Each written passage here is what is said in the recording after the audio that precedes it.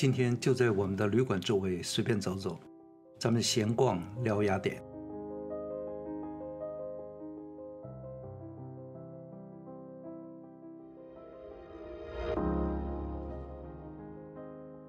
第11天，今天没有安排，踏踏实实的睡了个懒觉。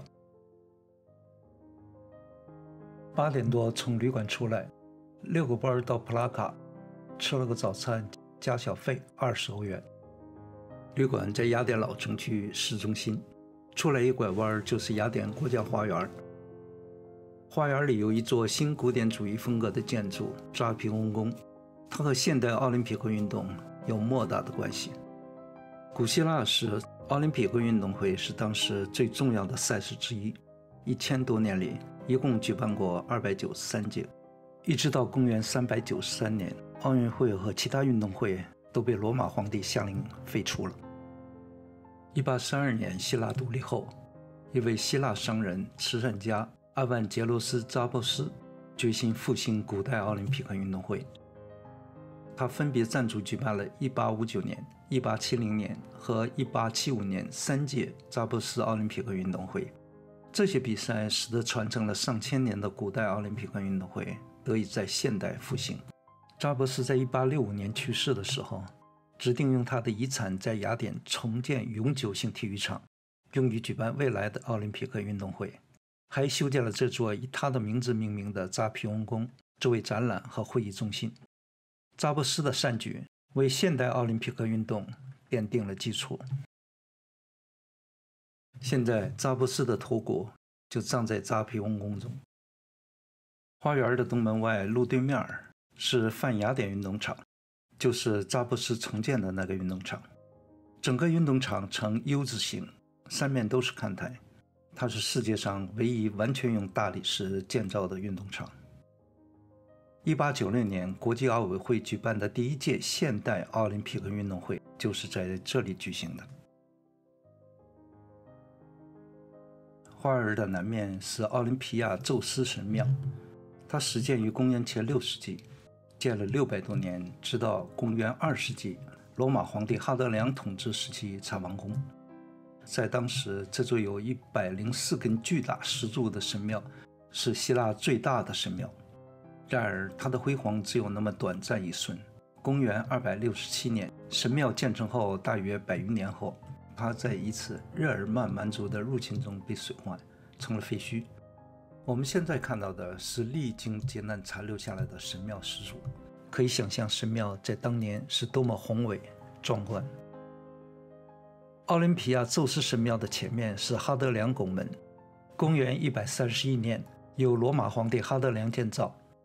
拱门将雅典分成新旧2个城区，拱门以西是雅典古城区，以东是当年扩建的新城区。国家花园的东面一路之隔是曾经的希腊皇宫，现在是总统府和总统官邸。如果您没有赶上宪法广场无名英雄纪念碑前的卫兵换岗仪式，在这里可以稍加弥补。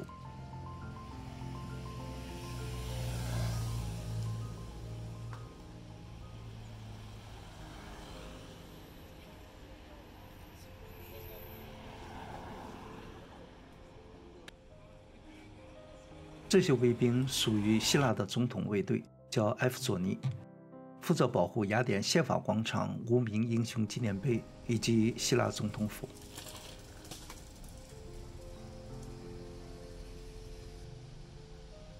每一名埃弗佐尼都必须在部队中服役至少6个月，据说身高至少要1.96米才有资格入选。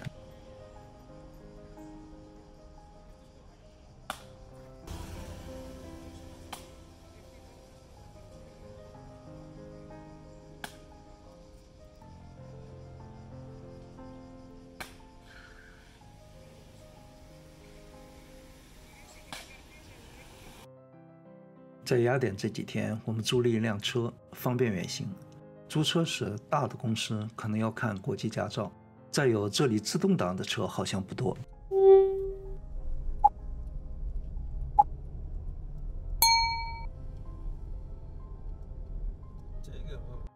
雅典市内的交通非常拥挤，路窄人多，路两边常常都停满了车。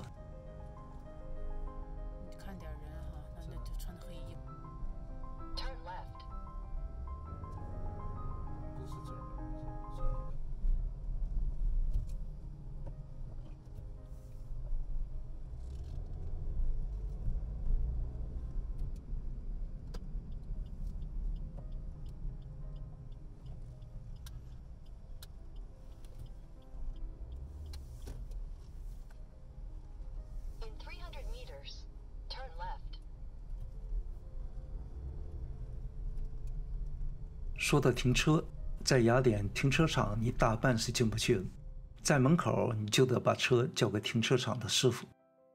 后来留意了一下，雅典的停车场就是让你进，恐怕你也停不了车，一般都是一辆压住一辆，真不知道这些师傅在里面是怎么倒腾的。不过出了市区，希腊的高速公路还真的不错，经常是一不小心就开超速了。这两边这是应该是橄榄树吧？和北美的不同，这里开一段时间就是一个收费站，每次1-2个欧元，所以为了方便起见，最好准备一把零钱。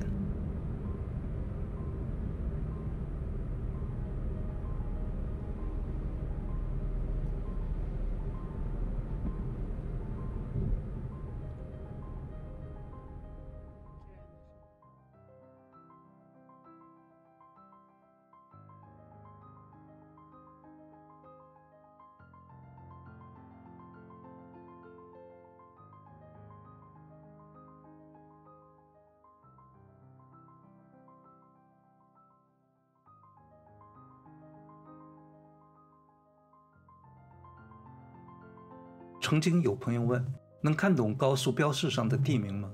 希腊语还真看不懂，只认得几个希腊字母，还是数学老师教的。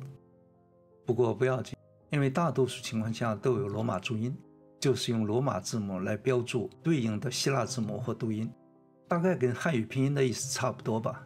这样开车时看地名基本没问题。品尝当地美食也是旅游的一种乐趣吧。在希腊也有地域之分，口味偏好。不过要说到希腊的大饼卷肉 gyro， 那可是正宗国民快餐。无论南北东西，各个角落几乎到处都有卷饼店。这东西刚开始时还真有点搞不太清楚，后来了解了一下，大致是这样的：从披萨饼开始，披萨就是一张发面饼 ，souvlaki 烤肉串，用披萨饼卷烤肉串，再配上一点菜、酱料、薯条等等，就是 souvlaki pita 大饼卷烤串。要是把烤串换成烤肉，那就是 gyro 大饼卷烤肉。gyro 的烤肉可能都见过，就是这样的，烤炉旁边的大坨肉不停地转，师傅用刀把烤熟的外表一片一片片下来，就是 gyro 的烤肉。如果拿着肘子吃，大饼一卷走您。如果堂食就给您上个大盘子，下面铺着披萨饼，上面堆上烤肉或者烤串，配上一大堆沙拉菜、薯条等等。下午早早到了机场还车，晚上9点准时到达巴黎戴高乐机场，下了飞机取出行李，找到就在机场里的旅馆。第一次住这种旅馆，房间小小的，不过收拾得挺干净。严格的说，第12天是在回家的路上呢。巴黎机场的标识牌上显示的是法文、英文和中文。记得多少年前，上面是法文、英文和日文。30年河东，30年河西，其实就是给外国人一个方便。我们希腊12天，行程满满，收获多多，饱了口福，更饱了眼福。整整搞了1年，才把这12天的经历整理出来，和大家分享。感谢大家的捧场和耐心，咱们在以后的旅途上再见。